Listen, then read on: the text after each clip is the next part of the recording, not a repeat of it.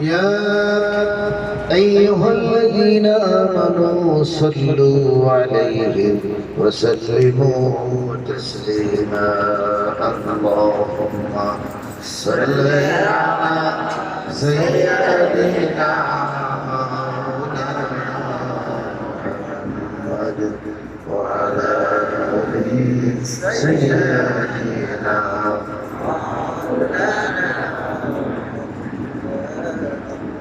সাল্লাল্লাহু আলাইহি ওয়াসাল্লাম। মুআজ্জাজ হাজিরিন, আজকে বাংলাদেশ জামাত ইসলামী কর্তৃক আয়োজিত সিরাজুন নবী সাল্লাল্লাহু আলাইহি ওয়াসাল্লামের দক্ষিণ কাফরুল থানার অত্যন্ত গুরুত্বপূর্ণ তালতলা ওয়ার্ড কর্তৃক আয়োজিত আজকের এই সিরাজুন নবী সাল্লাল্লাহু আলাইহি ওয়াসাল্লামের মাহফিলের সভাপতি, প্রধান অতিথি বা বিশেষ অতিথি জামাত ইসলামী বাংলাদেশের নেতৃবৃন্দ, ওলামায়ে কেরাম, প্রাণপ্রিয় ইসলাম প্রিয় রাসূলের উম্মত বলতে যারা প্রাউড ফিল করে, যারা নিজেকে আল্লাহ তাআলার বান্দা বলতে দ্বিধাবোধ করে না, সকল ক্ষেত্রে সেই সমস্ত প্রিয়জন ছোট্ট ছোট্ট সোনামণিরা, আসসালামু আলাইকুম ওয়া রাহমাতুল্লাহি ওয়া বারাকাতুহু। প্রথমেই মহান আল্লাহর দরবারে শুকরিয়া আদায় করে সকলে বলছি আলহামদুলিল্লাহ। এরপরে দরুদ ও সালাম সাইয়্যিদানা মুহাম্মদ রাসূলুল্লাহ সাল্লাল্লাহু আলাইহি ওয়াসাল্লাম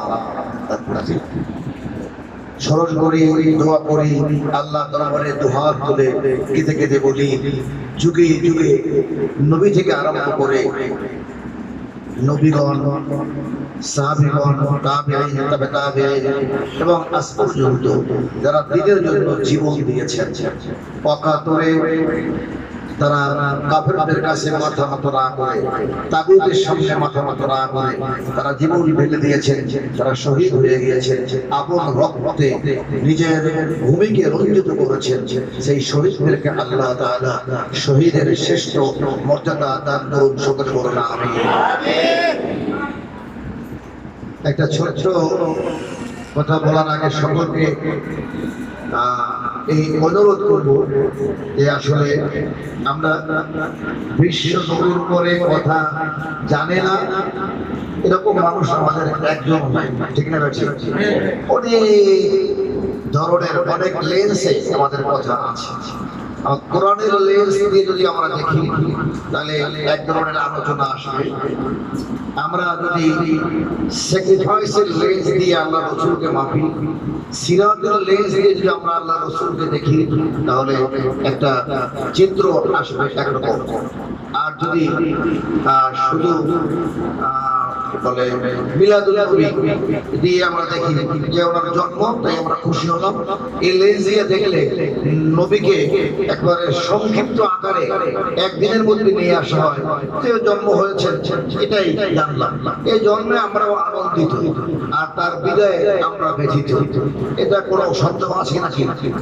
কিন্তু সিরাতুন নবীর লেন্স দিয়ে, মাইক্রোস্কোপ দিয়ে যদি আমরা আল্লাহ রাসূলকে দেখি তাহলে দেখবো বিশ্বের একবারে রাষ্ট্রপ্রধান থেকে আরম্ভ করে বিবি খাদিজার বাড়িতে কর্মময় জীবনের পার্টনারশিপ বিজনেস, বাই সালেম, বাই মুআজ্জাল, এই মুদারাবা, এইসব বিজনেসে আল্লাহ রাসূল কতটা কন্ট্রিবিউশন ছিল, যোগ্যতা ছিল, এই সব দেখে যুদ্ধের ময়দান থেকে আরম্ভ করে একবারে মানবতার কল্যাণে, শিশুদের জন্য আল্লাহ রাসূলের বক্তব্য, সন্তানের জন্য, স্ত্রীর জন্য, ডবল স্ত্রী থাকলে স্ত্রীর সংখ্যা যদি বেশি হয়ে যায় তাদের নিয়ন্ত্রণের জন্য কি ধরনের চরিত্র, কি ধরনের আকর্ষণ থাকা দরকার, কেমন বক্তব্য থাকা দরকার, কেমন মজবুত থাকা দরকার, এসব বিষয়ে কথা বলেছেন। কোরআন আমি ছোট্ট কয়েকটি আদর্শের উপরে কথা বলবো। আল্লাহ রাব্বুল আলামিন আমাদেরকে শোনার, আমাকে বলার তৌফিক দান করুন, আমিন। আল্লাহ তাআলা সবার আগে এই বিশ্ব নবীর ব্যাপারে একটা কনক্লুশন দিচ্ছেন। আমাদের ব্যাপারে বলছেন আল্লাহ রাব্বুল আলামিন বলেন ইন্নাল ইনসানা লিরাব্বিহি লাকানুদ।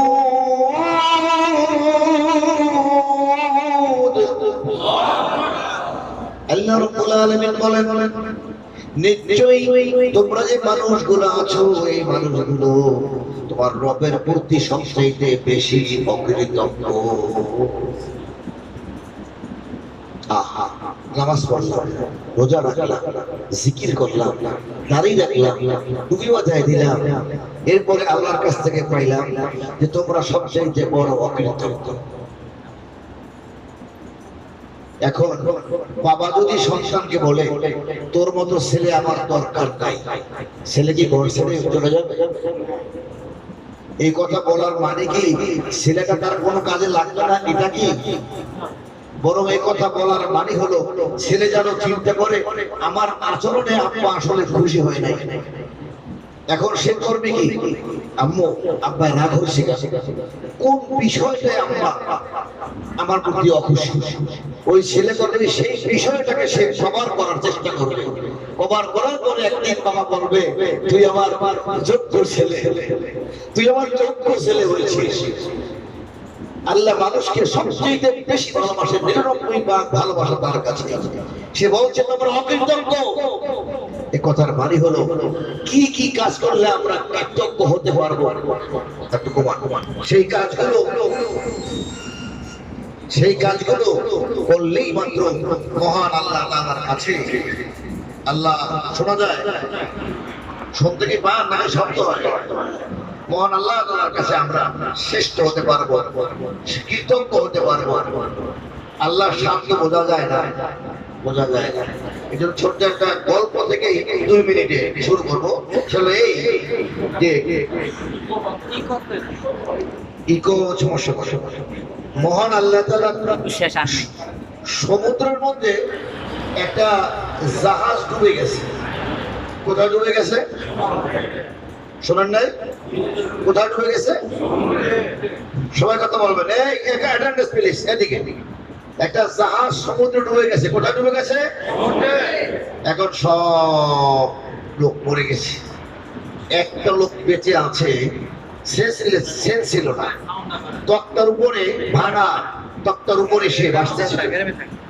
এভাবে কোন অখে বেঁকে গেলে তক্তা ধরে বসে, ধরেই আছে, ভাসতে ভাসতে ভাসতে ভাসতে ভাসতে ভাসতে 2 দিন রাত সপ্তাহ চলে গেছে। এরপরে একটা মানে বালুর একটা কি বলে ছোট দ্বীপ, এই দ্বীপের ওখানে যাই উঠছে। অনেক রৌদ্র তো পোহায় পোহায় মানে মৃত্যু প্রায় প্রায়। হঠাৎ তার সেন্স আসছে, দেখে কাদার মধ্যে বালুর মধ্যে কি ব্যাপার, চোখ দিয়ে তাকিয়ে দেখে পানি, অথই পানি আর পানি। বললো ঠিক আছে, আর কি করার আছে, কিছু তো করার নাই। তিনি আস্তে আস্তে তক্তা থেকে উঠলেন, মাটি দেখলেন, দেখে যে না সামনে আরো কিছু গাছও আছে।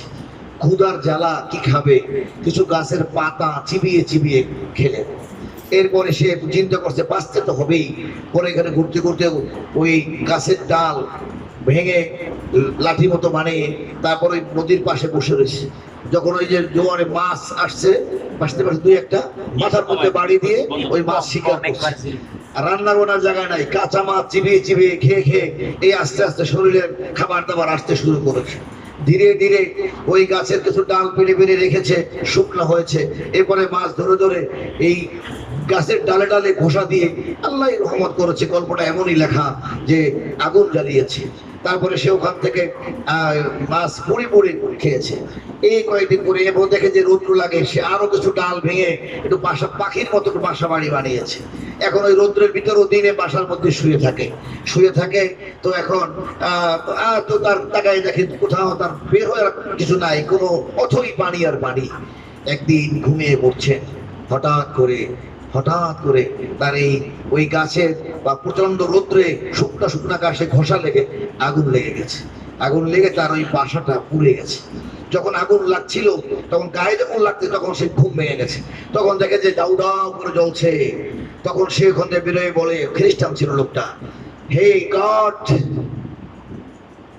হে গড, আমি তোমাকে, তার ভাষায়, আমি তোমাকে ঘৃণা করলাম। আমার এতটুকু শোক তোমার শৈল না। সমুদ্রের মধ্যে ভাসতে ভাসতে চলে আসলাম, খাবার নাই, থাকার জায়গা নাই, পরনে কাপড় নাই, বড্ড মানুষের থেকে অনেক কৃষ্ট জীবন আমার, আর তুমি আমাকে এই ছোট্ট বাসাটু বানিয়েছিলাম তাও পুড়ে দিলা। এই চিৎকার করতে করতে করতে করতে করতে করতে সে আবার সেন্সলেস হয়ে গেছে। ওই আগুনে যখন ধোঁয়ার মতো উঠেছে উপরে, তখন অনেক দূর থেকে নাবিকেরা জাহাজ বই দেখছে যে আগুন জ্বলার ধোঁয়ার কুণ্ডলি, ধোঁয়ার উঠলো থেকে, নিশ্চয়ই কোথাও আগুন লেগেছে, কোনো জাহাজ বা কোনো কিছু হবে। তারা এই ধোঁয়া দেখে দেখে আগাইতেছিল, আগাইতে আগাইতে আগাইতে আগাতে ওরা ওই জায়গায় আসছে। আসে দেখে একটা মানুষ বেহুশ হয়ে পড়ে আছে, তাকে কোলে করে নিয়ে নৌকায় নিয়ে গেছে। চুলগুলো বড় হয়ে গেছে, মোষগুলো মুখ খুঁজে পাওয়া যায় না, মুখ খুঁজে পাওয়া যায় না, মোষ বড় হয়ে মুখ আটকে গেছে, নখগুলো বন মানুষের মতো বড় হয়ে গেছে। সেই লোকটাকে যখন সবাই গোসল করে, নখ টক কেটেছে, অনেক পরে তার হুঁশ আসছে। আসার পরে সে দেখে যে সুন্দর আরামের বিছানায় শোয়া। তখন সে বলে, আমি এখানে কেন? বললো যে কাহিনী বললো, সময় যেহেতু সে গল্প, আপনি এরকম করে আগুনের কুণ্ডলি দেখেছিলাম, আমরা এগুলা দেখে মানে ঘুরতে ঘুরতে ঘুরতে এই এলাকায় আসছি, আর আমরা আপনাকে খুঁজে পেয়েছি। আমরা আপনাকে পরিষ্কার পরিচ্ছন্ন করেছি, আপনার জন্য খাবার তৈরি আছে, আপনি নিশ্চয়ই ক্ষুধার্ত, কোনোদিন আসছেন জানি না। তখন সে বলছে, আমাকে খাবার দিও না, আমাকে এই নরম বিছানা থেকে বের করে দাও, তাড়াতাড়ি বেরোয়। আকাশের তাকিয়ে বলছে, গড থ্যাংক ইউ, গড তোমাকে থ্যাংক ইউ। আমি বুঝি নাই, তোমাকে আমি বুঝতে পারি নাই, তোমাকে আমি চিনতে পারি নাই, তোমাকে আমি অনুধাবন করতে পারি নাই। আমার ঘর জ্বালিয়ে দেওয়ার পরেই যে এর মাধ্যমে তুমি তোমার বান্দাদেরকে দেখিয়ে দিয়ে আমাকে উদ্ধার করেছো, আর আমি মনে করেছি আমার জীবনটা তুমি শেষ সবটুকু শেষ করে দিলা। তাহলে তখন আল্লাহকে ধন্যবাদ দিয়ে বললে, মাবুদ তুমি আসলেই রব, তুমি আসলেই শ্রেষ্ঠ মালিক, তুমি একমাত্র পারো পৃথিবীর মানুষের সুখ দুঃখ দিতে। সেই আল্লাহ তাআলার বান্দা আমরা। আমাদের যখন দুঃখের শেষ ছিল না, আমরা কথা বলতে পারিনি, আমাদের বাজারে বসতে পারিনি, আমরা 2-3 জন বাজারের মধ্যে কথা বলি নাই, আমরা মাহফিল করতে যে মুখ টান দিয়ে মাইক নিয়ে গিয়েছে, আমরা ওখান থেকে ফেরত চলে আসছি। আমরা যখন মাইকে আমাদের নাম দেখেছে, আমার থানায় আমার মাহফিল করা যায় ছিল না, যেই দেখছে ডক্টর মুফতি মাসুদুর রহমান বলছে যে এর মাহফিল তো হবেই না, এর মাহফিল হবে না, কারণ তার ঠ্যাং ভাঙা পোস্টার সারা আমার এলাকায় যে এমপি হয়েছেন আমাদের সে সময়, আমার সব ঘরে ঘরে এখনো পোস্টার অনেক জায়গায় লাগানো আছে, হাত পা ভাঙা, এবং কি প্রতিরোধ, কি জোয়ার কোন জোয়ার, এই সেই মুফতি সাহেব। ওরে বাবা রে বাবা, এই জামাতের জায়গায় বিরাট ব্যাপার সেবা। আলহামদুলিল্লাহ মাহফিল দেয় না, অন্য জায়গায় করেছি। এই যে আমরা এগুলো করে করে এরপরে ওরা একেবারে আমাদের যখন একেবারে কষিয়ে নিয়ে আসছে, অবস্থা একেবারে বেগতিক করে দিয়ে শেষ পর্যন্ত যখন তারা পরিকল্পনা করে বাংলাদেশ থেকে আমাদের যার বাড়ি ঘর ব্যবসা বাণিজ্য আছে বড় বড় গুলো তো কায়দা করে নিয়েছে, ইসলামী ব্যাংক ট্যাঙ্ক সহ, আর বাকিদের শেষ সম্পদটুকু পরিকল্পনা করে যে এবার যদি ব্যান করে দেওয়া যায়, তাহলে এবার যদি আমরা এবার টিকে থাকি, তাহলে এবার কি হবে, তাদের প্রত্যেকের ঘর বাড়ি ব্যবসা বাণিজ্য সম্পদ গনিমত হিসেবে আমরা সব লুটিমুটে নেব আর আরামে বসে বসে খাবো। আল্লাহ তাআলা বললেন, আমরা কাঁদলাম, আমাদের লোকেরা বললো, হুজুর আপনারা কি দোয়া করেন, আর আল্লাহ কি দেখে না, আবারও আসলো, এই দেখেন করতেছি কিভাবে আবারও আসলো, আর এই তো 14 সাল গেল, 18 কিছু করবো, আর পারলাম না তো আবারও আসলো, 24 একেবারে কঠিন করবো, বাবা আবারও চলে আসলো। অনেকের ভিতরে এরকম বিশ্বাস, মাতা নাসরুল্লাহ, আলা ইন্না নাসরুল্লাহি করিব, এই কথাটার পরে ঈমান রাখা বড় কষ্ট হয়ে যাচ্ছিল। যে আমরা সাহাবীরা বলছে আর কত দূর, আল্লাহ বলছেন খুব নিকটে, তা আমরা তো সাহাবীর কিছুই না। আমরা বলছি যে অনেকে আস্তে আস্তে করে স্যার ভালো আছেন, মানে আওয়ামী লীগের লাগে সালাম মোহাব্বত মোলাকালাত এটা ওইটা অনেকে টাকা পয়সা দেয়া বাধ্য হয়েছে। এগুলো করার পরে যখন তারা শেষ কামড় দিল যে তোদেরকে উৎখাত করে দেবো বাংলাদেশ থেকে, তোমাদের রাজনীতি থেকে, তোমাদের রাসূলের জীবনের বাস্তবায়ন এদেশে করতে দেবো না, তখন আল্লাহ তাআলা বললেন, এখনো যখন আমরা ইন্নাল্লাযীনা ক্বালু রাব্বুনাল্লাহ সুম্মা ইসতাকামু, যখন মজবুত ছিলাম যে আমাদের বাড়ি যাবে, ঘর যাবে, চাকরি যাবে, মসজিদ চাকরি থাকবে না, সব যাবে, কিন্তু আমরা আল্লাহ তাআলার দিন থেকে এক পা পিছনে যাব না। যখন আমরা শক্ত হলাম, ইন্নাল্লাহা লা ইউগাইয়িরু মা বিকওমিন হাত্তা ইউগাইয়িরু মা বিআনফুসিহিম। আল্লাহ দেখতে পেলেন, ফেরেশতাদেরকে বলল, দেখো ওরা পালিয়ে গেছে, ওরা এলাকা ছেড়েছে। না, ওরা ওই ছাত্রদের পিছনে পিছনে আটার মতো লেগে রয়েছে, ওরা আছে জীবন দিয়া। আল্লাহ বললেন, এইবার তোমাদের পরীক্ষায় তোমরা এইবার কেবল না পাশ করেছো, তোমাদেরকে যারা রাজনীতি থেকে দূরে সরাই দিতে চাইলো, আমি আল্লাহ তাদেরকে বাংলাদেশ থেকে সরাই দিলাম। ভাইরা, বিশ্ব নবীর আলোচনায় এইটুকু বলতে চাই, বিশ্ব নবী যখন 40 বছর পর্যন্ত চেষ্টা করলেন, তিনি 25 বছর যুবক ইতিহাস জানা আছে, সেখানেও তিনি অনেক কাজ করেছিলেন, সামাজিক কাজ করেছেন, বিধবাদের পক্ষে কাজ করেছেন, মানুষদের মানে একটি সমিতির মতো ব্যবস্থা হেল্পফুল হুজুর করেছেন, মারামারি থেকে মীমাংসা করতে গিয়েছেন, একটি সুন্দর দেশ তিনি চেয়েছেন, কিন্তু তিনি তা পেরেছিলেন? তিনি কিছুটা পেরেছেন, কিন্তু সামান্য সফল। এটা যে কোনো মানুষ কিছু কাজ করলে কিছু সফল হয়, কিছু সফল হয়। আর তিনি যখন দেখলেন এর মাধ্যমে আমি সফল হতে পারছি না, তিনি তখন গুহার মধ্যে চলে গেলেন, ধ্যানে পড়ে গেলেন, চিন্তা করতে লাগলেন হেরা গুহার ইতিহাস। এরপরে আল্লাহ তাআলা তাকে একটা মেসেজ দিলেন, নবী, তোমাকে তো নবী করা হয়ে গেছে।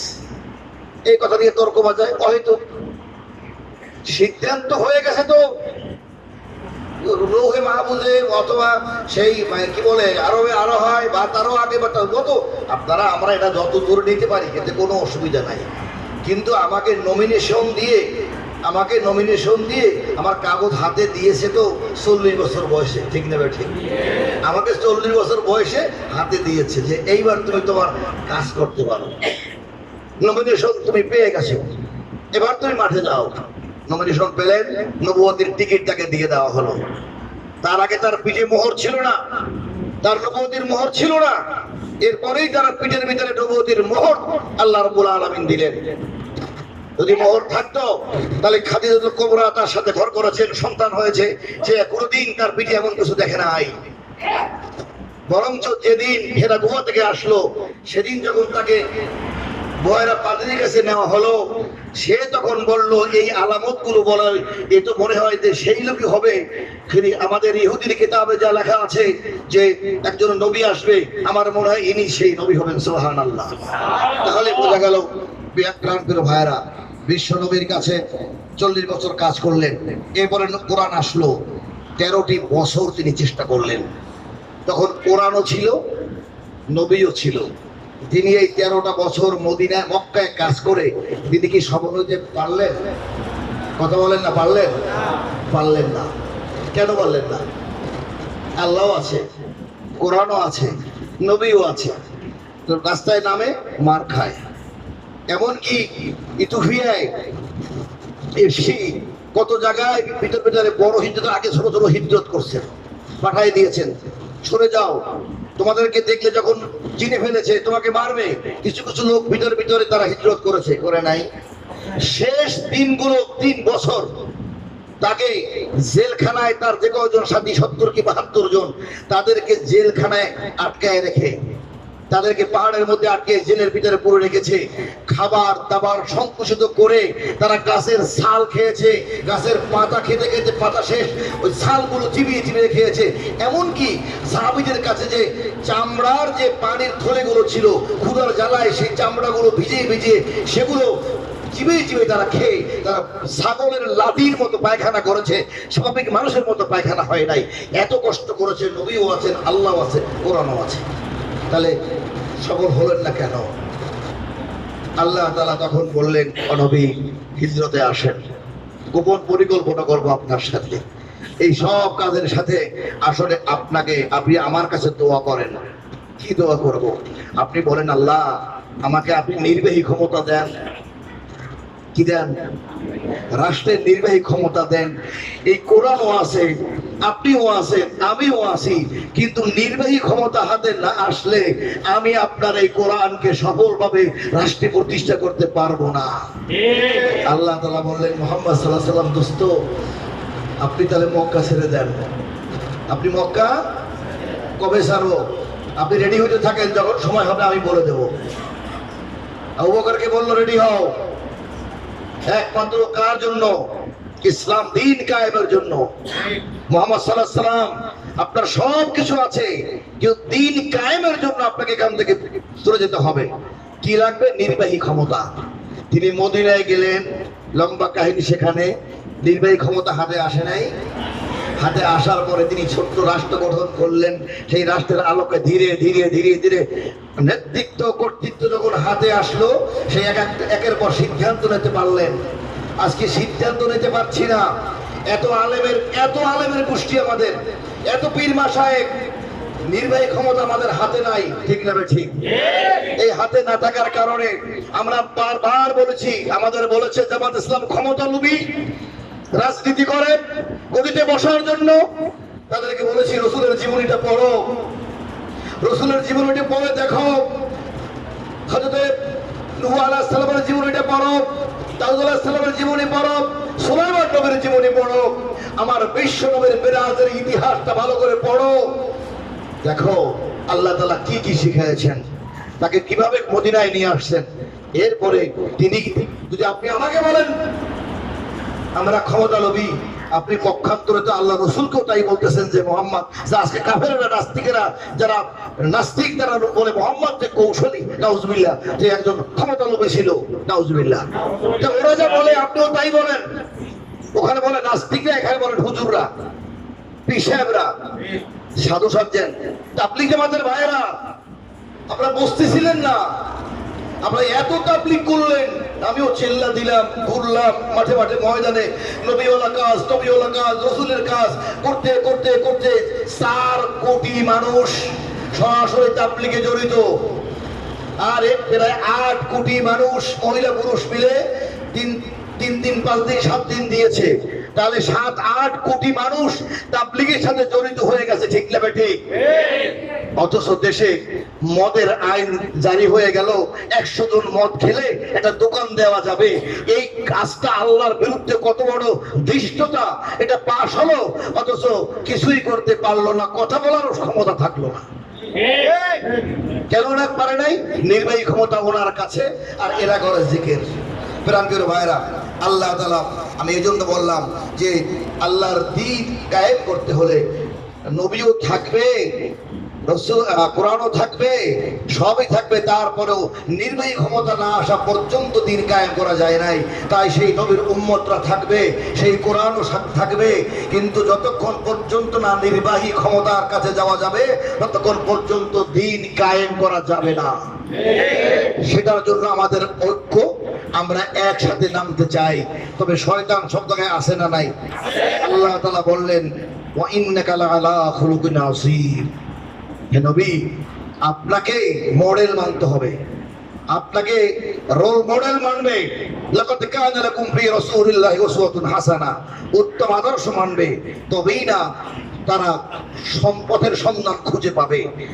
ইন্নামা বুইসতু লিউতিম্মা মাকারিমাল আখলাক। নবীজি বললেন, আমাকে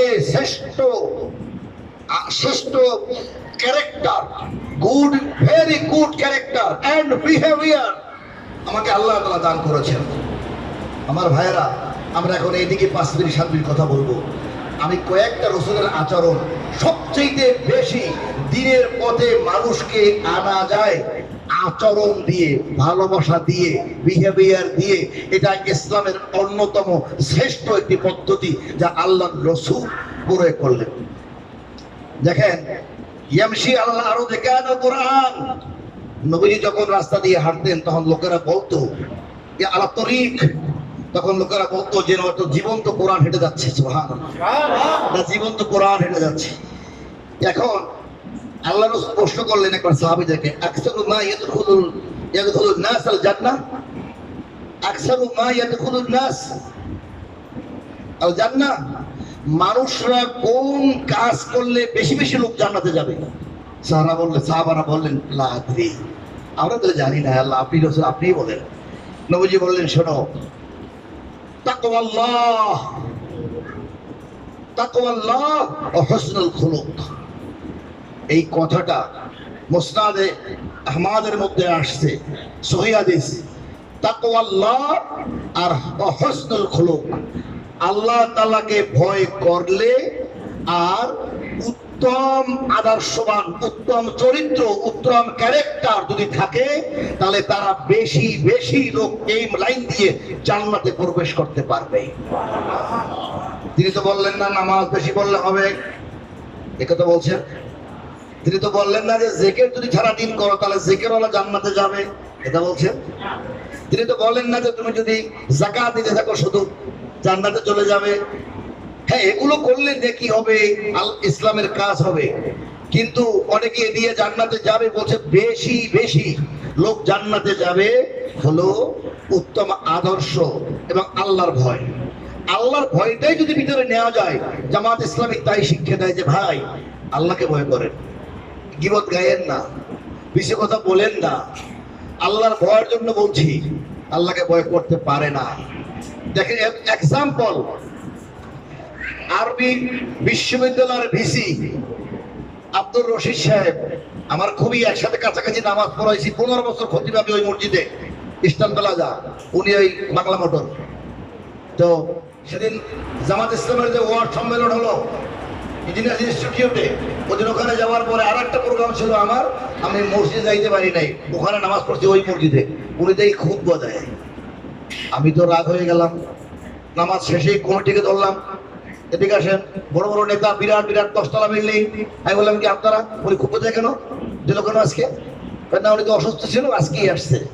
আমি গেলে কি বলছে, আমি বললাম এই আমার কার্ড, আমি বাংলাদেশ জাতীয় খতিব পরিষদের সভাপতি, পত্রিকায় আমার নামে এটাই আসে, মাসুদুর রহমান, এই কার্ডটা দিলাম। কোনো গোপন লোক না, আন্ডারওয়ার্ল্ডের গোপনের লোক না। উনি বিশ্ববিদ্যালয়ে যখন উনি যখন চেয়ারম্যান ছিলেন, বিশ্ববিদ্যালয়ের ছাত্ররা ফার্স্ট ক্লাস ফার্স্ট হয়েছে, শিবিরের ছেলেরা টাকুর উপরে কাপড়, নামাজ পড়ে, কোরআন শরীফ পড়ে। উনি একজন আলেম, সচ্চিদার একজন আলেম, কিন্তু আওয়ামী লীগের এমন দালাল হয়ে গেলেন যে শিবির করে, এই জন্য তার ফার্স্ট ক্লাস ফার্স্টকে চাকরি দিল না, ঢুকতে দিল না। 17 নম্বর হয়েছে ছাত্রলীগের ছেলে, তাকে বিশ্ববিদ্যালয়ের টিচার বানাই দিল। এটা কি জন্য করলো? প্রধানমন্ত্রী শুনে তাকে বলবে যে মাশাআল্লাহ তুমি আমার একেবারে একান্ত অনুসারী হতে পেরেছো। হ্যাঁ, খাস লোক। এগুলো একটা দুইটা না। এই যে বাইতুল মামুর মাদ্রাসার প্রিন্সিপাল আব্দুর রাজ্জাক ভাই, তার মেয়েও ফার্স্ট ক্লাস ফার্স্ট হয়েছে, অনেক দূর হয়েছে, চাকরি দেয় নাই। যে ওর বাবে জামাত ইসলামের মাদ্রাসার প্রিন্সিপাল, নিশ্চয়ই জামাত করে, তারপর কত পরই চাকরি দেয় না, উনি নিজে ঠেকায় দিয়েছেন। ওরকম 15-20টা ঘটনা আছে। ভাইরা, মদের ব্যাপারে যখন আইন পাস হয়, উনি প্রধানমন্ত্রী খাস লোক, কিছুই বলে নাই। যখন উনি ভিসি, তখন ফিরোজা নামে বইতে যে লেখা আসে, ওনাকে করা হলো চেয়ারম্যান করে তদন্ত কমিটি। আর কবিলুদ্দিন সরকার জান্নাতের টিকিট বিক্রি করে এখন যে ইঁদুরের গর্তের মধ্যে পালিয়ে আছে। এরা রিপোর্ট দিয়ে দিল, খালি প্রধানমন্ত্রীর মুখের দিকে তাকিয়ে তাকিয়ে, আপনি কি বেজার না খুশি? ওই যেটা আছে এটা ঠিক থাকলেই তো আমি খুশি। রিপোর্ট দিয়ে দিলেন যে না, এতে কোনো সমস্যা খুঁজে আমরা পাই নাই পত্রিকায়। আমি বললাম কমিটির লোকদেরকে, এই লোক নৈতিকতা হারিয়েছে, মসজিদের মেম্বার বসে খুতবা দেওয়ার ক্ষমতা রাখে না। এই কার্ড দিয়ে গেলাম আর দলিল পাঠাচ্ছি। 2 দিন পরে দেখি উনি জীবনে আমাকে দেখলে কথা বলতো না, কারণ উনি এবার নিজেই পীর হয়ে গেছেন একলা। তাই জন্য আর আমি কথা বলতাম। আমি হ্যালো মুফতি মাসুদ সাহেব, ভাইজান আপনি কেমন আছেন? এই 3-4 দিন আগে, ভালো আছি। কে? আমি আব্দুর রশিদ বলছি। আমি আব্দুর রশিদ না, ডক্টর আব্দুর রশিদ। ওই ভাইজান ডক্টর কি সব গেল? তাহলে আসলে আপনি নাকি আসছিলেন। এই যে খাতিরের কথা বলে সব যে টাইম নাই। আমি বললাম আয়াতটা পড়েন, ইন্নাল্লাযী ইয়াকতুমুনা মা আনজালাল্লাহু মিনাল কিতাব ওয়া ইয়াশতারুনা বিআয়াতি সামানান কলিলা উলাইকা মা ইয়াকুলুনা ফি বুতুনিহিম ইল্লান নার ওয়া লা ইউকাল্লিমুহুমুল্লাহু ইয়াওমাল কিয়ামাহ ওয়া লা ইউযাক্কিহিম ওয়া লাহুম আযাবুন আলীম। ভাইজান আপনি তো কোরআন দিয়ে বলছেন, ঠিকই বলছেন। আপনার বিশ্ববিদ্যালয়ের ভিসির মর্যাদা, ওই পদের দাম কত আমাকে বলেন। আমি খুব কঠিন করে, আমার ওয়াইফ বলছে এই আসতে বড়, আমাকে না, আপনার এই ভিসির দাম কত? ফার্স্ট ক্লাস ফার্স্ট ছাত্রকে চাকরি না দিয়ে ছাত্রলোককে চাকরি দিয়েছেন, আপনাকে বেশি বানিয়ে দিয়েছে। এটা বুতুন ইমিল্লান নার, পেটে আগুন ছাড়া কিছুই দেন নাই। লা ইউকাল্লিমুহুমুল্লাহু ইয়াওমাল কিয়ামা, কিয়ামতের দিনে বেইনসাফ করার কারণে, অধিকার ক্ষুণ্ণ করার কারণে আল্লাহ আপনার সাথে কথা বলবে না। আপনি কই যাবেন? আপনি জান্নাত হারাইছেন। ও ভাই, আপনার কাছে জান্নাতের থেকে বেশি বড়? আসলে তো এখন ধরো আবার বিকেলে ফোন, আমাকে আমি মিটিংয়ে যাচ্ছি, জামাতের সময় নাই, আবার বিকেলে দিছে, আবার রাতে দিছে। বললাম আসলে আপনি একটা মসজিদের খতিবের জন্য আপনি আমার কাছে, আরে ভাই আপনার তো আল্লাহ তাওয়াক্কুলই নাই, আপনি এভাবে শেষ হয়ে গেলেন। আপনার বিশ্ববিদ্যালয় বেশি পথ শেষ হয়ে গেল, আপনি ইমানদার হতেন, আল্লাহ তুমি আছো। আপনি যাই গেল বিশ্ববিদ্যালয়ে গেলেন চেয়ারম্যানের পোস্টে, ছাত্ররা বের করে দিল, না আপনি ঢুকতে পারবেন না বিশ্ববিদ্যালয়ে। আসলে মসজিদটা দিলাম আমি আটকায়া, আপনি কবে আমার হাত পাও ধরা শুরু করছেন যে দেওয়া দেন। তাহলে আপনার ইমান কোথায়? আর আমাদের আপনার সামনে চাকরি গেছে, ওই যে নানক সাহেব এই কার্যালয় এই যে আগারগাঁও মসজিদ থেকে বের করে দিয়েছে, হাত ভেঙেছে, পা ভেঙেছে, জেলে নিছে 5 বার, জানাজা পড়াইছি, আবার জেলে গেছি, যেতে রয়েছি, আসতে রয়েছি, প্রাইভেট কার ভেঙে চুরমার করেছে, মোটর সাইকেল ভেঙে চুরমার করেছে। এরপরেও তো একদিন মনে হয় নাই রে ইসলামী আন্দোলন থেকে দূরে সরে যাব। আপনি আর আমাদের কি করে বন্ধুত্ব হয় বলেন? প্রাণপ্রিয় ভাইরা, আল্লাহ রসুলের জীবনী থেকে আমরা এটাই বুঝতে পারি, আল্লাহর ভয় তো শুধু। জামাত ইসলামের আমরা ভয় করি না, জামাত ইসলামের আমরা ভয় করি না, আমরা ভয় করি যে আল্লাহ বলছে আমার দিন কায়েম করো। খুঁজে খুঁজে দেখলাম যে আমাদের তো জ্ঞান একেবারে কম না, বিশ্ববিদ্যালয়, কওমিয়া, খাতাওরা, টাইটেল, মুফতি, মাদ্রাসা, ডাক্তারি পর্যন্ত পড়লাম, পরে পরে অনেক ধরনের সঙ্গে ঘুরে ঘুরে দেখলাম। ও ভাই বিশ্বাস করুন, তাদের সাথে চললাম, হাটাদারিতে গেলাম, তাদের সাথে থাকলাম, আলেমদের সাথে চললাম, আলেমদের বন্ধুত্ব করলাম, কিন্তু আমি খুঁজে খুঁজে দেখলাম যে হায় হায়, জামাত ইসলাম ফেরেশতা না মানুষ, তবে তারা যতটুকু দিনের পথে মজবুত থেকে কাজ করে, যতটুকু গোছানো দিনের পথে আগায় নেওয়ার জন্য, দিন কায়েমের জন্য, এতটুকু আর কেউ নাই। তাই আল্লাহ বলছেন তুমি দিনের জন্য কাজ করো। কোথায়? আল্লাহর ভয়তে, বিচারের ভয়তে জামাতের সঙ্গে লেগে আছে। আমার গাড়ি ভেঙে গেছে, জামাত তখন কিছু দিতে পারে না, এখন তো অনেক কিছু দিল মানুষকে। একটা গাড়ি পড়ে দিল, বলো যে আল্লাহ আপনাকে দেবে, আলহামদুলিল্লাহ। প্রাণপ্রিয় ভাইরা, তাহলে কার ভয়তে আমরা লেগেছি? আল্লাহর ভয়তে। এত লোকের চক্ষু গেল, এত ভাইদের হাত পা গেল, এত লোক শহীদ হলো, হাসতে হাসতে আল্লাহর ভয়তে। তাই জামাত ইসলামের মধ্যে আল্লাহর ভয় আছে না নাই? আল্লাহর ভয় আছে বলেই জামাতের আমির বলে দিলেন খবরদার।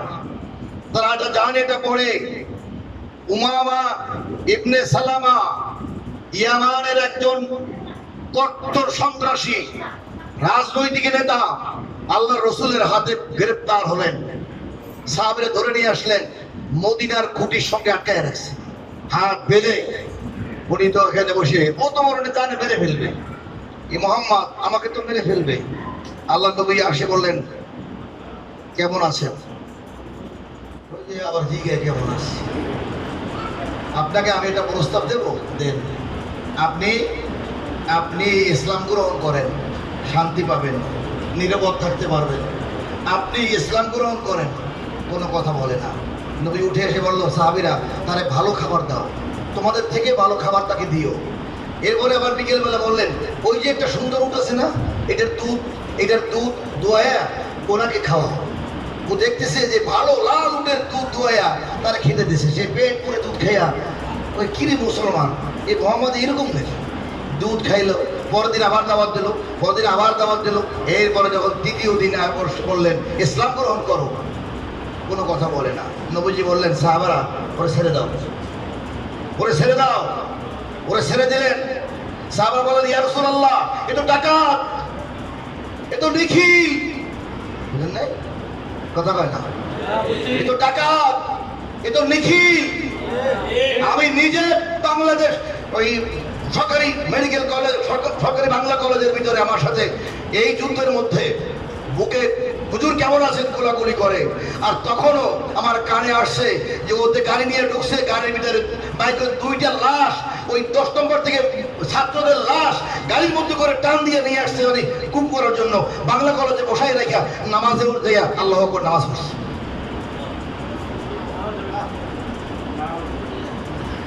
আমি বললাম অবস্থা বেশি ভালো না, বললেন ওই আমার বিএপি কোটা সিরিজ লাস্টার যাবে, ও ঠান্ডা হয়ে যাবে। আমি বললাম যে শোনেন, সাধারণ মানুষ কিন্তু এক হয়ে গেছে, এর সাথে ইনক্লুড হয়েছে, মনে হয় আপনারা ঘুরে দিয়েন না। আল্লাহ সে নামাজ তারা এসে আর কি, আচ্ছা পড়েন নামাজ। এত বড় টাকা ওই এগুলো ছেড়ে দেওয়া হয়, আমাদের হত্যা করে ফেলবে। নবীজি বললেন ছেড়ে দাও, ছেড়ে দিল। তিনি চলে গেলেন, তার ভূখণ্ডে ইয়ামেনে পা রেখে আবার ব্যাক করে চলে আসছে। চলে এসে খেজুর বাগানে ঢুকে গোসল করে বলছে, মুহাম্মদ সাল্লাল্লাহু আলাইহি সাল্লাম আপনি আমাকে কলমা পড়াই দেন, আশহাদু আল্লা ইলাহা ইল্লাল্লাহ ওয়াহদাহু লা শারীকা লাহু আল আখির। ইসলাম গ্রহণ করলেন। প্রাণপ্রিয় ভাইরা, শত্রুকে এই আমিরে জামাত তাই বলেছে, আমরা আমাদের পা হাত ভাঙা পিঠা ছেলে, আমাদের এমন কোনো লোক নাই যে চলে যায় নাই, কিন্তু বলেছে আপনারা প্রতিশোধ দেন না, আপনারা মিথ্যে কেস দিয়েন না। কোন লোককে কেন আমরা, ওরা যা করেছে আমরা তা করবো না। লা আবুদু মা তা'বুদুন ওয়া লা আনতুম আ'বুদুনা মা আ'বুদ। ওরা যার পূজা করছে, ওরা যার প্রতি মাথা নত করেছে, আমরা আল্লাহর কাছে মাথা নত করি। আমরা সত্য ন্যায়বান থাকবো। আমার আওয়ামী লীগের মানুষ তো আমাদের শত্রু নয়, যারা অন্যায় করেছে তারা না ভুল করেছে, যদি সে ফিরে আসে, সে যদি আল্লাহ রসুলের মতো বললেন যে তোমরা মক্কা বিদায় সময় যারা ঘরে বলে যাও, আমাদের বিরুদ্ধে অস্ত্র ধরো না, নিরাপদ থাকবে। ধরে নাই, নিরাপদ রয়েছে। জামাত তাই বলেছে, আপনারা অবস্থান করুন ঘরে, আপনারা ভাবুন, আপনারা চিন্তা করুন আপনার জীবনটা কি করলেন। আপনি আমার ফিরে আসেন। জামাত ইসলামের দরজা খোলা রয়েছে, কেতাব পড়ুন, হাদিস পড়ুন। আপনি একদিন আপনি বলুন যে হ্যাঁ এরাই ভালো মানুষ। তাই জামাত ইসলামী প্রতিশোধ নেয় না বলেই আজকে হাজার হাজার মানুষ মনে বুঝতে পেরেছে। এতদিন সাংবাদিকেরা বলতে বাধ্য হয়েছে যে আমার জামাত সম্পর্কে বুঝতামই না, জামাতের নাম শুনলে মনে করতাম যে এটা রক কাটে আর ঠ্যাং কাটে, এ জামাত শিবির এইটাই পরিচয়। আমাদেরকে এগুলোই সারাদিন বলতো। আমরা আজকে ময়দানে এসে আপনাদের সঙ্গে মিশে দেখলাম, আয় হায় এরা রক কাটে না, এরা মার খেয়েও কোনো প্রতিশোধ নেয় না, এদের জমি নিয়ে যায়, ওরা এক ইঞ্চি জায়গাও দখল করতে যায় না। প্রাণপ্রিয় ভাইয়েরা, সেজন্য জামাত ইসলামী যে আদর্শ শিক্ষা দিল, আমাদের উত্তম চরিত্র আমাদের তৈরি করতে হবে। আপনি আপনার বাসায় আপনার কাজের মেয়ে, বিশ্ব নবী কার কাজের মেয়ে আনাসকে কাজে ছেড়ে দেখেন, জীবনে একটা ধমক দেয় নাই। একদিন বললেন নবীকে, আনাস তুমি জামা নিয়ে আসো, আমার জুতো নিয়ে আসো। ছোট মানুষ তো, রাস্তায় যাইয়া দেখ বাচ্চারা খেলে, এগুলো খেলতে বসছে, মনে নাই। কয়েক ঘন্টা পার হয়ে গেছে, নবী এসে দেখে যে খেলতেছে, পিঠে আসতে হাত রাখছে, হাত দিয়ে নাজারা আনাস ইলা নবী, যখন সে নবীর দিক তাকায় দেখে পিছনে নবী, রেশমির মতো নরম তার হাত ছিল, পিঠে আসতে হাত রাখছে, তাকায় দেখে নবীজি। আনাস, নবীজি মুস্কি হেসে দিলেন। আচ্ছা আমরা কি করতাম বলেন তো? 1 ঘন্টা হয়ে গেছে, জামান দেখেছে, জামা লইয়া আসে না, খেলা দেখতেছে, থাপড়াইয়া কে শুধু এখানে থাপড়ায় না, মানবতাবাদী নবী কি শিক্ষা দিলেন? আস্তে হাত দিলেন, বললেন আনাস, মুস্কি হাসি দিলেন, তোমাকে জামা আনতে বলছি। এই যে একটা মুস্কি হাসি দিলেন, আনাস রাদিয়াল্লাহু তাআলা আনহু বললেন, আমার এই মুস্কি হাসির যে শাসন, নবীজি মুস্কি হাসি দিয়ে বললেন, জামা আনতে বলছি, এখানে খেলা দেখছো? এটা আমার মৃত্যুর আগ পর্যন্ত আমার মাথা থেকে যায় নাই। শাসন মুস্কি হাসি দিয়েও করা যায়। জামাত ইসলাম মুস্কি হাসি দিয়ে শাসন করতেছে। তারা আল্লাহ রসুলকে এই বইটা পড়ে দেখবেন, এই কাগজটা যা লিখেছে, আকীদার কথা বলে, বাইরের কথা বলবেন, যা আল্লাহ রসুলের আকীদা ছিল, যা সাহাবীদের আকীদা ছিল, জামাত ইসলামের এর বাইরে কোনো আকীদা নাই। কাগজে লেখা, বইতে লেখা, রিপোর্টে লেখা, এরপরও গায়ে পড়ে বলে যে আকীদা ঠিক নাই। তাহলে বুঝলাম যে আকীদাই তারা বোঝে না যে কি আকীদা ছিল। প্রাণপ্রিয় ভাইরা, নবীজি এভাবে করে শত্রুর সঙ্গে, তার বন্দীদের সাথে, আল্লাহর রাসূল প্রাণীদের সাথে, প্রাণীদের পর্যন্ত যুদ্ধের ময়দানে বলছে, বাচ্চাদের কিছু বলো না, নারীদেরকে হাত দিও না, আর পশুদেরকে মেরে ফেলো না। পশুদের জবাই করতে বলেছে, খবরদার ধারালো অস্ত্র দিয়ে জবাই করো, যে কাতাল তুমি তাকে হত্যা করবে, কিন্তু যে যেন আরামে তার ইহসানের সাথে হত্যাটা হয়, কারণ জবাই করো তো মেরে ফেলা, তাও বলছে ধারালো দিয়া তাড়াতাড়ি জবাই করে ফেলবা, কষ্ট না পায়। এত প্রিয় রাসূল, আর এরা পাখির মতো মানুষ গুলি দিয়ে মারলো। মা পাখির মতো মানুষগুলো গুলি দিয়ে মারলো, মৃত্যু মানুষগুলোকে আগুনে পোড়ায় দিল। এদেরকে কি মানুষ বলা যায়? না। আমার ভাইয়েরা, সেজন্য এই জাতিটাকে সভ্য করার জন্য আল্লাহর রহমত স্বরূপ জামাত ইসলামী এসেছে। জামাত তাই বলেছে, এক জুলুম থেকে আর একটা জুলুম পরিবেশ আমরা চাই না। আমি যদি ওরা মারে আমরা মারবো, ওরা আবার আসবে আর আরেকজন আসবে, সে মারবে, তাহলে আরেকজন মারবে। তাই জীবনটা কি বাংলাদেশের মারতে মারতে যাবে? না। আমরা থেমে দেব, আমরা থামায় দেব, আমরা স্টপ করে দেব। আমাদের বলার প্রতিশোধ হবে না। যদি আমরা কোনদিনের ক্ষমতায় এখনো আসি নাই, কখনো না আসি, মানুষ মনে রাখবে যে জামাত ইসলামী একটা রাজনৈতিক দল, ইসলামিক দল, নবীর দল, নবীওয়ালা কাজ করেছে, তাদেরকে স্মরণ করবে জাতি। ঠিক না ঠিক? ক্ষমতায় না আসলেও এই কর্মীগুলো জান্নাতে রসুলের সাহাবীদের সঙ্গে জান্নাতে হাজির হতে পারবে। বলবে ক্ষমতা পাই নাই তো জামাত ছাড়ি নাই, ক্ষমতার ভাগ পাই নাই তো অন্যায় করি নাই। জামাত ইসলামী আমার একটা ওয়ার্ডের রেশন কার্ড দেয় নাই, বুঝলেন না? রেশন কার্ড, এই যে ডিলার হইয়া 30টা 40টা কার্ডের দিয়ে দেয়, ও কিছু খায় আর বাকি বিকেল আবার বেঁচে দিয়ে যায়। জামাত ইসলামের রোগটাই পারবে? এটা পারবে? এখন এই জন্য সে না পাইলেও কোনো দুঃখ। ওদের দুঃখ কেন? আরে আমি ডিলারশিপ পাইলে 2 বছরে একটা ফ্ল্যাট কেনার মালিক হয়ে দিতাম। ঠিক না? আর জামাত ইসলামী এই দায়িত্ব যদি কোনো কর্মী পায়, তাহলে সে বলবে যে আমির সাহেব আমার এই জায়গাটা কমাই দেন, আমি আর এটা নিয়ে আগাইতে পারতেছি না, আমি সংগ্রহ করবো, কাজ করবো, নামাজ পড়বো, আর এত করে এত পাইপাই দিয়ে দিয়া আমার এখানে কিছু থাকছে না, তার সাথে আমি একটা ব্যবসা করি, এটাই ভালো। ঠিক না ঠিক? There are difference between there আর হেয়ার। আমার ভাইরা, তাই জামাত ইসলামীতে যোগ দিই, ক্ষমতার আশায় নয়, ক্ষমতা যাওয়ার জন্য ওই মাথা থেকে ছেড়ে দেন, জান্নাতে যাওয়ার জন্য। কোথায় যাওয়ার জন্য?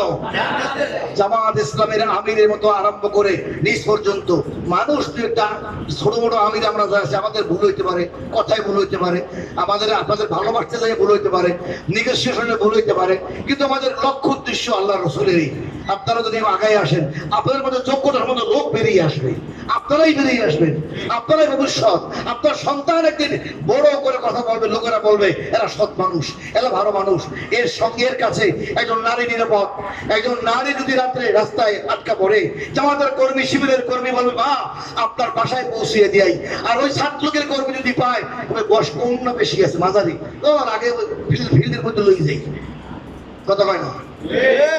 আগে ওরা ফিল্ডের মধ্যে নিয়ে যায়, খবর আমরা পাই, দর্শন তো করলোই করলো, কত সেঞ্চুরিও করলো, আর ওদের মেরেও ফেললো, কত মারা গেল, কত দর্শন পাপ হতে হতে হতে জমিনে আর পাপ সহ্য করতে পারছিল না।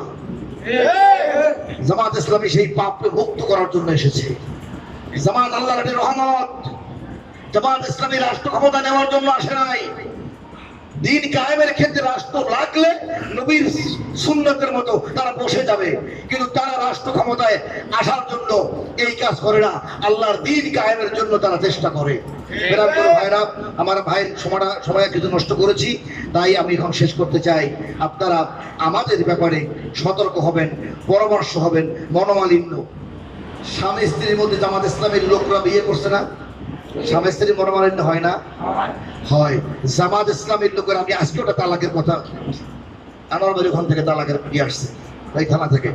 এই যে জামাত ইসলামের লোকেরা সব দিক খেয়াল রাখতে হবে। স্ত্রীর সঙ্গে রাগারাগি নবীদেরও হইতো না, তিনি আবার তাকে খুশি করতেন, তার সাথে ভালো ব্যবহার করতেন, মুআমালাত। এই বিষয়গুলো খেয়াল রাখতে হবে। আল্লাহ রসুলের সুন্নাত কেমন ছিল? তিনি স্ত্রী যে জায়গা দিয়ে পানি খাইতেন, সেই জায়গা দিয়ে পানি খেয়ে খুশি করতেন। তিনি অনেক কাজ করতেন। এই সময় এখন আমাদের হাতে তেমন এটা নাই। আমার প্রাণ প্রিয় ভাইয়েরা, যে আমরা দেখি বাচ্চাদেরকে ভালোবাসতেন, বাচ্চাদেরকে মসজিদে আপনারা বেশি ভালোবাসবেন। জামাত ইসলামের লোকেরা বাচ্চারা মসজিদে আসলে মাথায় হাত দিবেন, আল্লাহ রসুল বাচ্চাদের মাথায় হাত দিতেন, বাচ্চা পেলেই মাথায় হাত দিতেন। রব্বি জিদ্দিয়াল মা পড়বেন, রব্বি জিদ্দিয়াল মা পড়বেন, মানুষগুলো দেখেই বলবে এটা জামাতের লোক। বাচ্চারা পেয়ে মাথায় হাত দিচ্ছে, কোলে নেবেন, চুমা দিবেন। এবং যদি আমাদের কাছে আসে খেজুর অথবা মধু মুখে চাপা দিয়ে খেজুর দিয়ে আল্লাহ রসুল মুখে লাগাই দিতেন। বেটার অ্যান্টিবায়োটিক ছোট নতুন বাচ্চা ভাই বোন যা জন্ম হয়েছে কেবল, তাদেরকে খেজুর দিয়ে খেজুরের চাবাইয়া এটা দেবে প্রথম তার নারের ভিতরে। আল্লাহ রসুল সাহাবীকে বলছেন, নিজে দিছেন, আপনারা এই আদর্শ পালন করবেন। বাচ্চাদের দেখতে যাবেন, মসজিদে এসে আদর করবেন, বাচ্চাদের ভালোবাসা একদিন বাচ্চারা দেখবে। বিশ্ব নবুর নবীউ নিসফুল্লাহ। এরপরে মুসাইলামাতুল কাযযাব, সেও দেখলো মোহাম্মদ যখন মাথায় হাত দেয় আর বাচ্চারা ইয়া নবী নবী চিল্লাচিল্লি করে ভালোবাসে, আমিও মাথায় হাত দিই। তো ইতিহাস দেখা গেল মুসাইলামাতুল কাযযাব যখন যে বাচ্চাদের মাথায় হাত দিয়েছে, ওই বাচ্চাদের নবী যাদের হাত দিয়েছিলেন তারা মেধাবী হয়েছে, মাথায় চুল বেশি হয়েছিল। আর মুসাইলামাতুল কাযযাব ওই তাগুত, ওই আল্লাহ বিরোধী, ও হাত দিয়েছে, বাচ্চাদের চুল আর জীবনে গজায় নাই, ওরা টাক পাতা হয়ে গেছে। পরবর্তীতে বলেছে, তুই তো নিকৃষ্ট লোক, মানে তুই আল্লাহ নবী মাথায় হাত দিলে চুল ভরে যায়, আর তুই যার হাত লাগাও তার মাথায় চুরি হয় না। এটা আমরা ভালোবাসা সেই নবীর সিলসিলায় চলে আসছি, আমরা এটা করবো প্রাণপ্রিয় ভাইয়েরা। এরপরে আমাদের মনে রাখতে হবে বিতর্কের সাথে ভালোবাসা, ভালো সম্পর্ক, এটা রাসূলের সুন্নাত। সিরাতুন নবী সব বিষয়গুলো, মিলাদুন নবীগুলো এগুলো কই পাবেন? সিরাতুন নবীতে সব পাবেন। একজন ইহুদি রাসূলের মসজিদে নববীর মধ্যে দাঁড়ায় প্রস্তাব করা শুরু করে নাই। সেই জন্য জামাতের যদি ওই কেউ ছিঁড়ে ফেলায়, এখন তো ক্ষমতা একটু আপনাকে পাওয়ার আছে, কারণ বুঝলাম কাল থানায় গিয়েছিলাম, 2 নম্বর থানায়। ওমা থানার ওসি কয়, বসেন, আপনাদের ভিতরে রোকন কে কে? আমাকে ও বাবা কয় কি? থানার ওসি জিজ্ঞাসা যে রোকন কয়জন এখানে আসছে? রোকনদের নাম লেখা। আমি রোকন বুঝলাম কেমনে, এগুলো কি জিনিস? কয় না, আমি খোঁজ খবর রাখি বাবা। এই 1 মাস 15 দিনের মধ্যে রোকনের খরচ লাগা তাকে মাথায় এসে গেছে যে রোকনরা খুব উন্নত মানের, তারা মিথ্যা বলে না, তারা কোনো ক্ষতি করবে না, এগুলো রিস্ক নিয়ে তারা কি করতেছে, বিপদে বলে রোকনদের ডাক দেবে। ভালো, আমি কথা বললাম। তো এখন যদি কেউ টান দিয়ে ছিঁড়ে ফেলায়, বলবেন যে এই দিন আর সেই দিন নাই, দেবেন আর থাকবো, দেবেন নাকি? আপনি এটা ছিঁড়ে ফেলা বলবেন যে আরে আপনি তো ছিঁড়ে ফেললেন, অনেক মূল্যবান কথা, আল্লাহ রাসূলের নাম লেখা না ছিঁড়লেও হইতো, আমাকে আদেন রাস্তায় করে ফেলে ক্ষতি হবে, আমি নিয়ে আসলাম। আরে মসজিদের ভিতরে প্রস্তাব করে দিয়েছে। রাসূল দেখলেন যে ইউরিন সিক্রেশন হচ্ছে, একটা মানুষ যখন ইউরিন ছাড়ে তখন তার সবাই আমরা পুরুষ, প্রস্রাবের নালীতে যে প্রস্রাবগুলা মানে ইউরিনারি ব্লাডারে যে থাকে, ওটাতে পাম্পিং হয়, মাঝখানে কেউ ধমক দেয়, হ্যাঁ বলো, হঠাৎ থেমে গেলে এমন হতে পারে যে ইউরিনটা আটকে গেলে ওই প্রস্রাবের নালীটা সহজে খোলে না, সে ক্ষতিগ্রস্ত হতে পারে, কঠিন অসুবিধা হতে পারে। এমনকি তার কিডনির ভিতরে ওই প্রস্রাব ব্যাক করে কিডনি অ্যাটাক হতে পারে। নবী কত বড় মেকানিক, কত বড় সুন্নাত। নবী বললেন কি কথা বলো না, কেউ কথা বলো না, ওর প্রস্তাব করা শেষ হোক। সুবহানাল্লাহ বলবেন না? মসজিদের মধ্যে মসজিদের মধ্যে প্রস্তাব করে, নবীজি বলে কথা বলো না, প্রস্তাব করতে দাও, প্রস্তাবটা শেষ হোক। এ হলো আমার রাসূলের ইসলাম। তামাম ইসলাম তাই করে প্রাণ করে ভাইরা। এরপরে তাকে বলছে, বাবা তুমি মসজিদে প্রস্তাব করো না। এভাবে অনেক ভালোবাসার কথা আমরা শুনতে পেয়েছি প্রাণ করে ভাইরা। শেষ কথা হলো এটাই, আমাদের মধ্যে এই সুন্দর ভালোবাসা যদি আপনারা তৈরি করতে পারেন, রাসূলের সুন্নাত শিশুদের ক্ষেত্রে, পিতামাতার ক্ষেত্রে, আল্লাহর নবী তার দুধমা মসজিদে নববীর ভিতরে একদিন একজন মা বোরকা পরে আসছেন, নবীজি সাহাবীদের সঙ্গে কথা বলছেন, নবীজি তার গা থেকে চাদরটা বিছিয়ে দিলেন, মহিলা বসে পড়লেন, কানে কানে কি যেন কথা বললেন, কথা শেষ হয়ে গেল, মহিলা বেরোয় যাওয়ার জন্য দাঁড়ালেন, বিশ্বনবী দাঁড়ায় গেলেন, গেট পর্যন্ত আগায় দিলেন, মহিলা চলে গেল। সাহাবারা জিজ্ঞেস করলো, ইয়া রাসূলুল্লাহ, ইয়া হাবিবাল্লাহ, যেই চাদরের পরে স্বয়ং জিবরাইল নিজে বসতে সাহস পান না, আপনি বিছায় দিলেন, জিবরাইল সরায় দিয়া বিশ্ব নবীর চাদরে জিবরাইল বসে না, সাহস পায় না, চাদরখানা রেখে দেয়। একজন সাধারণ মহিলা আপনার চাদরের পরে বসে পড়লো, আপনি কথা বললেন, ওই মহিলা যাবে, আপনি দাঁড়ায় গেলেন, আগায় দিলেন। আমরা তো বুঝলাম না এই মহিলা আপনার কি হয়, কেন এর সম্মান। আল্লাহ নবী বললেন, ও আমার সাহাবীরা, সাধারণ মহিলা বলো না, আমি আমার মায়ের যত্ন পাই নাই, মায়ের দুগ্ধ পান করতে পারি নাই, আমি ছোট্টবেলায় যার কোলে চড়ে বড় হয়েছি, যার দুধ খেয়ে আমি এই পৃথিবীর মুখে আমি আজকে নবী হিসাবে প্রকাশিত হয়েছি, সেই আমার দুধ মা। ইনি সাধারণ মহিলা না, ইনি আমার দুধ মা হযরতে হালিমাতুস সাদিয়া। সুবহানাল্লাহ বলবেন না? দুধ মা মানে মা, মায়ের সম্মান কেমনে করতে হয় নবী দেখায় দিয়েছেন। জামাত ইসলামী বাংলাদেশ প্রত্যেকটা কর্মীকে এই আদর্শ রাখতে হবে। আপনি যদি কর্মী হন, আপনি যদি রোকন হন, আর আপনার মায়ের সঙ্গে ব্যবহার ভালো না থাকে, আল্লাহি লিখে রাখুন আপনার এই প্রতিদিনের কষ্টের কারণে আপনার জান্নাত হবে না। সাকাতাল্লাহ বলা যায়, সাকাতার রব্বি ওয়ারাদ ওয়ারাদ রব্বি রাওয়াহুল বুখারী। পিতামাতা যার পরে সন্তুষ্ট, আল্লাহ তার পরে সন্তুষ্ট। আপনি তাদেরকে নৈতিকভাবে, হকভাবে আপনি তাদের রাখার চেষ্টা করুন। আপনাকে মদ খেতে বলে খাবেন না, আমলি করতে বললে করবেন না, কিন্তু ইসলামের মধ্যে থাকার পরে আপনি ভালো ব্যবহার করবেন। পিতামাতা ইহুদি হলেও আল্লাহ রসুলের এক স্ত্রীর স্বামী ছিল ইহুদি, স্ত্রী চাদর সরাই দিল, আল্লাহ নবী বললেন তোমার বাবা না, চাদরটা বিছিয়ে দাও। বাবা ইহুদি হোক আর খ্রিস্টান হোক, তোমার বাবা। ইসলাম শিক্ষা দিয়েছে। তাই আমার কর্মীরা, প্রাণপ্রিয় ভাইয়েরা, এই সম্মান দেন।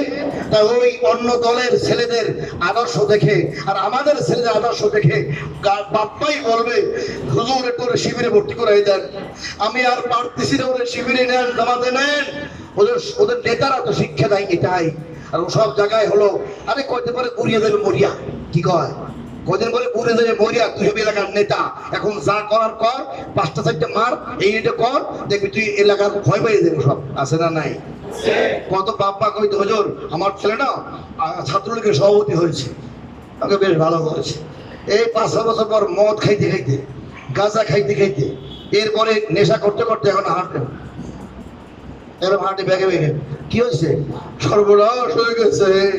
নেতা হওয়ার পর তো সে দেদারসে খাইছে মদ, দেদারসে টানছে ইয়াবা, টেনে টেনে এখন পাতা টালমাটাল হয়ে গেছে। এ আমারই এলাকায়। আফসোস, এখন বলে ভুল করেছি। আর ছাত্র শিবির জামাত ইসলাম করলে একটা সিগারেট খায় না, একটা মদ খায় না, একটা তাবাক কাজে যায় না, হারাম কাজে ঢোকে না। একজন শ্রমিক তার সন্তান নিয়ে নিশ্চিত থাকে। একজন রিক্সাওয়ালা সেও মনে তৃপ্তি পায় যে আর কিছু হোক বা না হোক, আমার ছেলে ধর্ষণ কাজে যাবে না, ও বিড়ি খাওয়া শিখবে না, ও সিনেমা দেখা শিখবে না, তাস খেলা শিখবে না। জামাত ইসলামী তাকে পাহারা দিয়া তাকে শ্রেষ্ঠ মানুষ বানায়। আল্লাহ রাব্বুল আলামিন আমাদেরকে প্রিয় নবীর আদর্শ বাস্তবায়ন করে সেই পথে আজকে যারা শরীক হবেন, সবাই জামাত ইসলামের এই সমর্থক ধর্মে নিজেকে আল্লাহর পথে আগায় নেওয়ার জন্য এখানে নাম লিখে আপনারা কি বলে সহযোগী সদস্য সমর্থক হবেন। রাজি আছেন? হাজাগান লিল্লাহি তাকবীর, লিল্লাহি তাকবীর। ইসলামী বাংলাদেশ। একটা প্রশ্ন এসে গেল, কবে কি আগে যে আওয়ামী লীগ বিএনপি মসজিদ যাইতো না, আপনাদের এই মসজিদ যাওয়া শুরু করছি ওটা বলবে না? আওয়ামী লীগ বিএনপি তো মসজিদ যাইতো না, এরা থাকতো তো বাইরে বাইরে, তা আপনারা তো এখন মসজিদে ঢুকে এগুলো করছেন কেন? শোনেন, অনেক সিগারেট খায়, কোথায় যায় বেশিরভাগ? কোথায় খায়? সিগারেট খায় কোথায়? বাথরুমে। খাইলে মানে ইন্টারনাল ফাংশন, মানে mouth, oesophagus, fundus, stomach, duodenum, jejunum, ileum, rectum, caecum, anal canal, পুরো গ্যাস্ট্রিক ট্রাক্ট, মানে পায়খানার রাস্তায় ওই গ্যাস দেয়া পায়খানা ক্লিয়ার হয় বলে। এই জন্য বাথরুমে ঢুকে গাড়ি সিগারেট খায়। আমি কি আসলে খায় কোন হাত দিয়া? কোন দিয়ে খায়?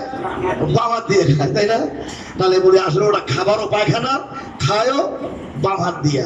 ওদের রাজনীতিও হলো লক্ষ্য উদ্দেশ্য এক ব্যক্তির আইন প্রতিষ্ঠা করবে, এক ব্যক্তির আইন প্রতিষ্ঠা করবে, তারপরে ক্ষমতায় যাইব, ঘাট দখল করব, বাজার দখল করব, টাকার মালিক হবে, বাস গাড়ি কিনবে, শান্তি। জামাত ইসলামের লক্ষ্য হলো একজনের ক্ষমতা প্রতিষ্ঠা করবে। কার? আল্লাহ। কার ক্ষমতা? আল্লাহ। আর একজনের আদর্শ বাস্তবায়ন করবে। কার আদর্শ? নবীর আদর্শ। তাই নবীর আদর্শ। মসজিদ কার? আল্লাহ। তাই নবী, মসজিদ ও আল্লাহর, আর কথা শুনবে আল্লাহর, দিন কায়েম করে আল্লাহর। এটা মসজিদে হবে না বাইরে হবে? হ্যাঁ, এটা মসজিদে হওয়া জায়েজ, মসজিদে হওয়া যাই আল্লাহর ঘরে এটা জিকির হচ্ছে। আল্লাহ তাআলা আমাদেরকে এই কথাগুলো বোঝার তৌফিক দান করুন, এটা সমাজের ভিতরে ছড়ায় দিয়া যে এটা দিনের কাজ, কোরআন পড়ার কাজ, হাদিস পড়ার কাজ। জামাতে যাই দেখলাম এখানে মৌদুদির কথা একবারও কইলো না, এখানে নিজামীর মতো চলিও তাও কয় নাই, বলছে আল্লাহ রসুলের মতো চলো, সাহাবীদের জীবন ধারণ করো আর কোরআন পড়ো, হাদিস পড়ো। এ কথা মসজিদে চলবে না চলবে না? আল্লাহ আমাদের তৌফিক দান করুন, আমিন। আসসালামু আলাইকুম ওয়া রাহমাতুল্লাহি ওয়া বারাকাতুহু। আলহামদুলিল্লাহ, অত্যন্ত চমৎকারভাবে আমাদের সামনে রাসূল সাল্লাল্লাহু আলাইহি ওয়াসাল্লাম জীবনের সম্পর্কে এবং আমাদের বাস্তব জীবনে আমরা কিভাবে আমাদের জীবন পরিচালনা করব তার উপরে আলোচনা রাখলেন আমাদের সম্মানিত প্রধান মেহমান মুফতি মাসুদুর রহমান। আমি আমার মেহমানকে আমাদের অত্র এলাকার জামাত ইসলামের পক্ষ থেকে আন্তরিকভাবে ধন্যবাদ জানাচ্ছি।